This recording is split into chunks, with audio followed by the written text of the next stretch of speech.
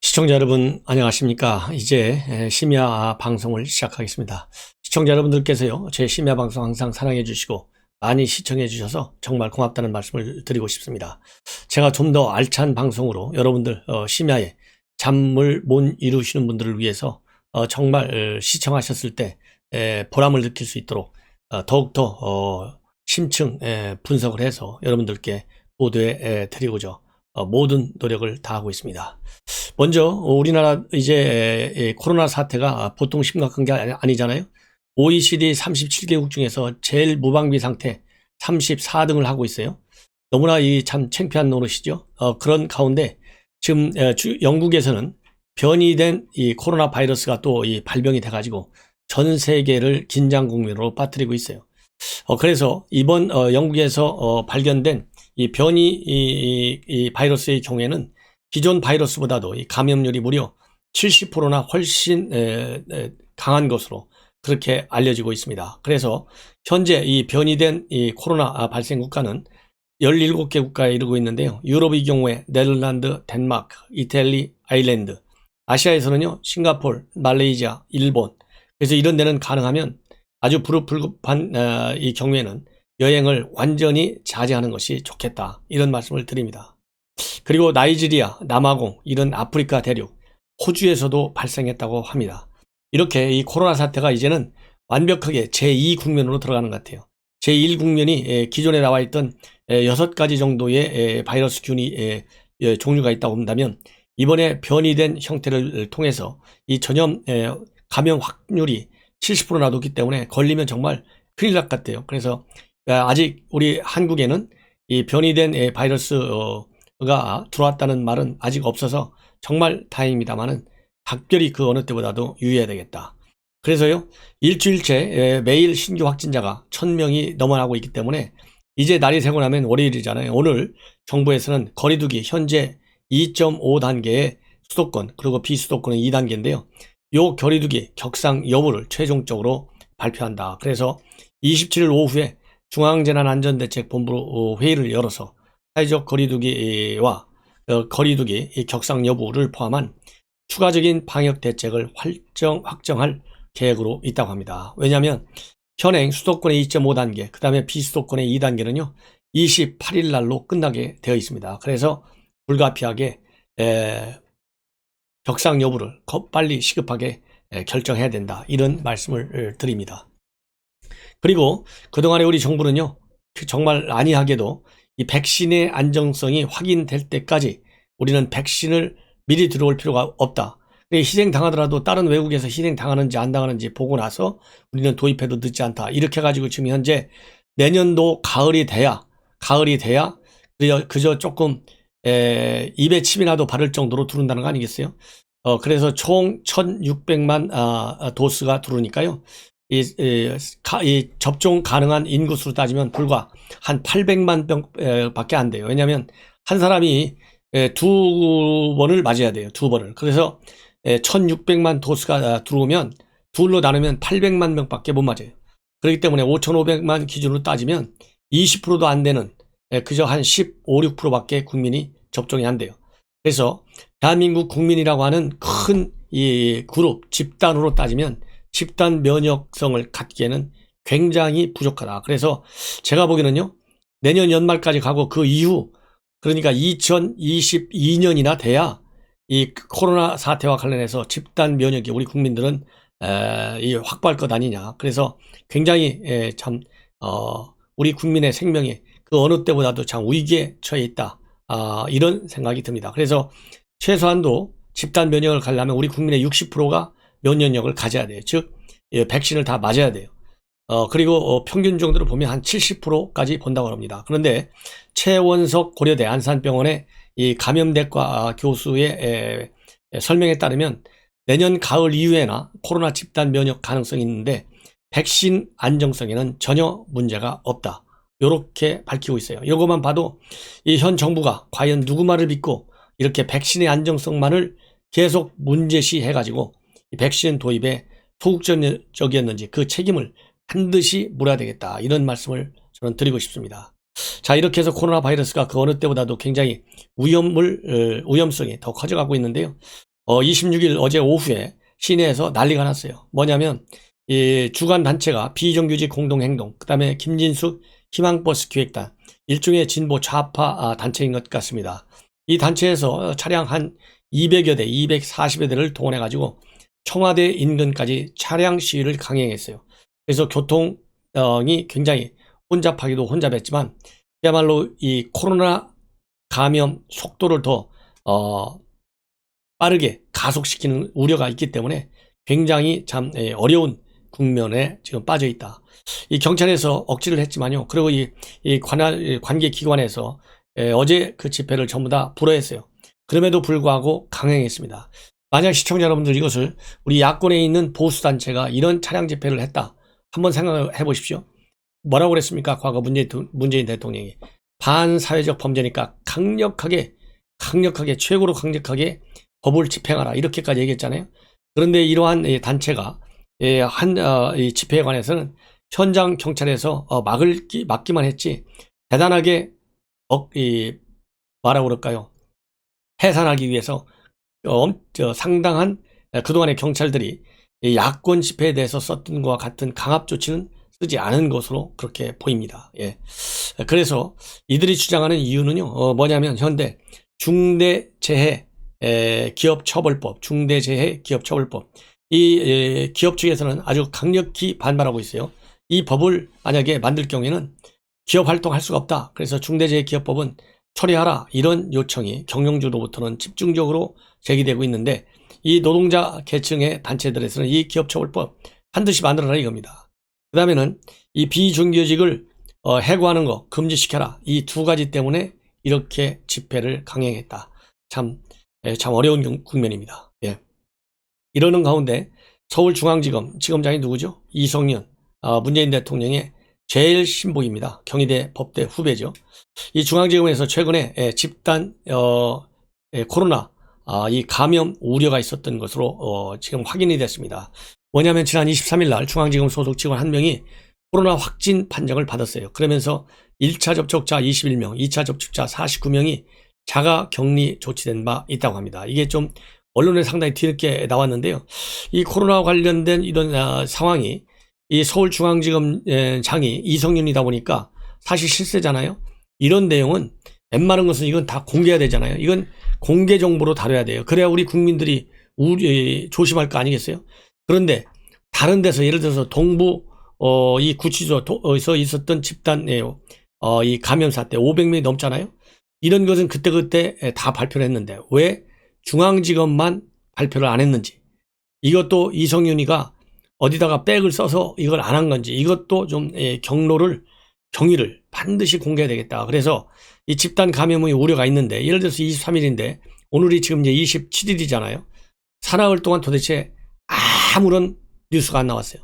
이거 참 문제다. 그래서 이 코로나 방역과 관련해서는 온 국민이 정보를 공유하면서 대응책을 강구하고 정부의 방역 조치에 협조를 해야 될 거 아니겠어요?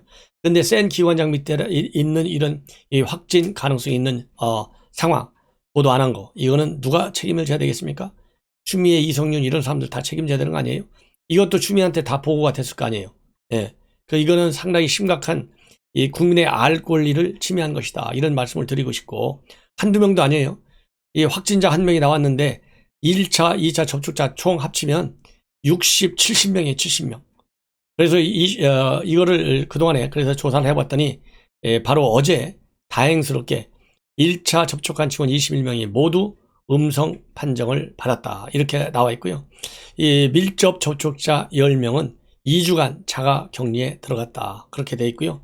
이성윤 지검장은 2차 접촉자로 분류되는데 지난 24일 날 그래서 출근을 못했다고 합니다. 그래서 1차 접촉 결과를 접촉자들의 검사 결과를 기다렸대요. 다행히 모두 음성을 판정을 받아가지고 28일 날 월요일 날 출근할 예정이라고 하는데요.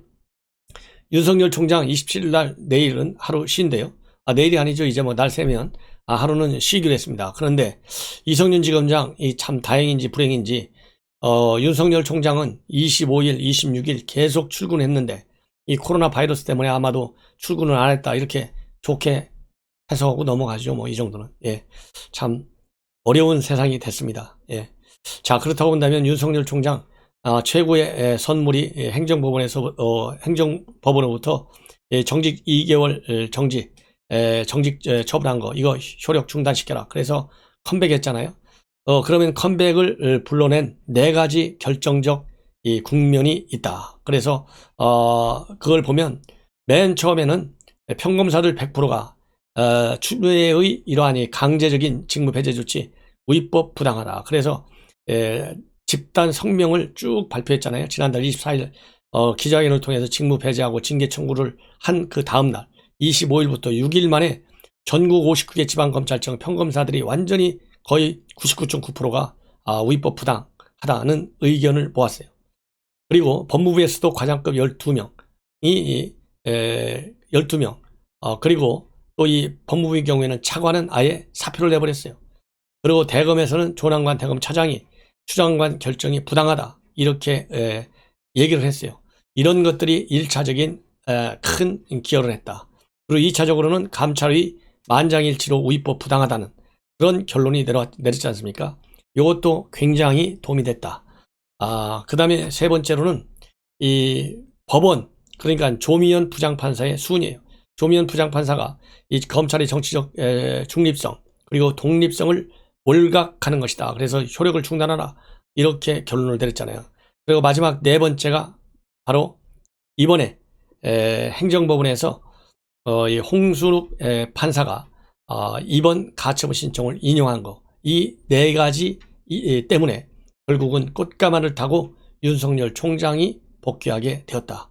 이런 지금 보도가 나오고 있는데요. 이 4가지 저도 그러니까 윤석열 총장의 가처분 신청이 인용되는 날 그러니까 24일 날 밤 10시경이죠.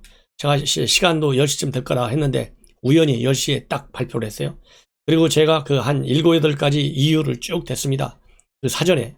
그러니까 24일 날 오후에 이거는 거의 가처분 신청이 인용될 것이다 말씀을 드린 바 있는데 그때 분석해 낸 것이 지금 언론에 쭉 나오고 있는데요. 이 4가지로 압축해서 중앙일보가 보도했습니다. 그래서 저의 평가와 이 언론에서 이 전문가들이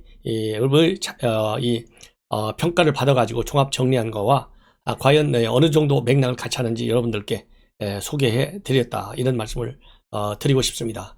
자, 그렇다 본다면 왜 이렇게 추미애는 사전사패를 했느냐? 그것은 법조계의 평가가요. 기본을 따르지 않았다 이겁니다. 기본 중에 기본 절차서부터 삐끗하는 바람에 법무부가 완전히 완패했다. 기본 절차라고 하는 건 뭐예요? 대통령도 절차의 공정성과 그 다음에 이 합법성을 제일 잘 따져달라. 공정성과. 그런데 이 절차를 안 따졌어요. 그래서 징계의 소집서부터 징계위원회 선정 그 다음에 징계 의결을 할 때 있어서 기본 절차를 하나도 지키지 않은 것이 가장 큰 페인이 됐고 그러다 보니까 징계 절차가 잘못돼서 이루어진 징계 결정은 무효화될 수밖에 없잖아요. 그래서 본안에 가더라도 이길 수는 없을 것이다 라고 하는 것이 법조계의 전반적 평가입니다. 그리고 이번에 홍정욱 부장판사도 본안 소송에서도 승소하지 못한다고 얘기할 만한 것은 없다. 이렇게 말을 좀 돌려서 얘기했어요. 그렇기 때문에 이미 추미애는 패자로 딱 낙인 찍혔다. 그러다 보니까 현재 그럼 누가 책임을 져야 될 것 아니냐 이런 얘기가 나오면서 1차적으로는 추미애, 2차는 노영민이고 그 이외에 추미애 애완견들이 책임을 져야 된다. 이런 목소리가 높고요. 그러면서 차제 이 국면에서는 이 개각도 조속히 단행해야 되겠다. 이런 얘기가 나오고 있습니다. 자, 그러다 보면 그리고 여당에서는 이제 별도의 뭐라고 그럴까요? 이 엑스트라 방법을 강구하고 있어요. 그러니까 이 탄핵 쉽게 안 되잖아요. 근데 김두관이가 연속해서 탄핵을 계속 강조하고 나섰습니다. 그런데 이 탄핵도 쉽지 않고 또 그렇다고 징계위를 다시 여는 것도 쉽지 않고 그러다 보니까 지금 여당에서는 검찰개혁 시즌2 이것을 지금 해나겠다. 그래서 공개적으로 밝히고 있어요. 검찰개혁 시즌2. 검찰개혁 시즌2는 핵심이 뭐냐면 지금 여당 안에 있는 권력기구 개혁 TF팀을 검찰개혁 특위로 완전히 전환시켜버린다. 그리고 검찰이 가지고 있는 수사권을 뺏어가지고 수사와 기소를 분리하는 그런 이 개혁을 하겠다.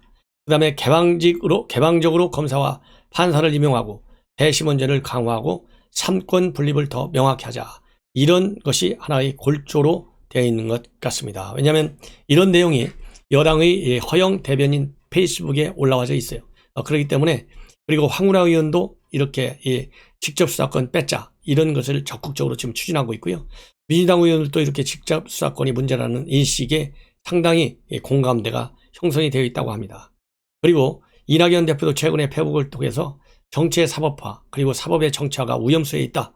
그래서 검찰권 남용, 불공정 수사, 정치 개혁 이런 것을 막기 위한 검찰 개혁 시즌2를 강행하겠다. 이렇게 얘기를 하고 있는데요. 이러한 이낙연 대표의 입장과 관련해서 여권 안에서는 이게 언뜻 보면 강공 드라이브 같이 보이지만은 사실상 출구 전략까지를 염두에 둔 로키 대응 성격이 더 강하다. 이렇게 나오고 있는데요. 자, 그러면 이낙연 대표가 왜 갑자기 이렇게 처음으로 이 행정법원의 이 패소 판결이 나면서 민주당 긴급대책회의를 가졌잖아요. 긴급대책회의에서도 검찰개혁을 끝까지 밀고 나가겠다. 상당히 강공 모드로 보여졌는데 이렇게 갑자기 로키로 돌아선 이유는 뭘까요? 그거는 뭐 딱 하나죠. 우선 잠룡군에서 여권에서 이재명한테 밀리는 추세가 상당히 고착될 가능성이 크다는 것이죠. 그리고 강성 친문에게만 의지하는 그러한 전략과 전술로서는 이낙연 대표도 지금 대통령의 지지율이 급격히 빠지고 있잖아요. 그야말로 레임덕이 우려되는 상황이지 않습니까? 그렇다고 본다면 문재인 대통령과 같은 배를 타고 있을 경우 함께 침몰할 수 있다는 우려가 작용된 것이 아닌가 이런 생각이 듭니다. 그리고 지금 갑자기 말이죠. 이 부정선거 문제가 지금 다시 언론에 보도되고 있어요. 이건 어디서 일어났냐면 최근에 대전 유성에 있는 김소연 변호사 국민의힘 소속인데 이번에 당협위원장직에서 당협위원장직을 박탈당했습니다. 그래서 이 김소연 변호사가 충남 부여군 선거관리위원회 관계자 3명을 대전지검에 전격적으로 24일 날 고발했어요. 이 법률은 공용서류 무효죄, 그 다음에 공직선거법 위반, 즉 선거 관련 서류의 훼손 이런 혐의로 고발했습니다. 근데 이 고발장에서 주장한 내용을 보면 지난번 총선 때 충남 부여군에 있는 부여 유스호스텔 거기서 개표 작업을 진행했어요.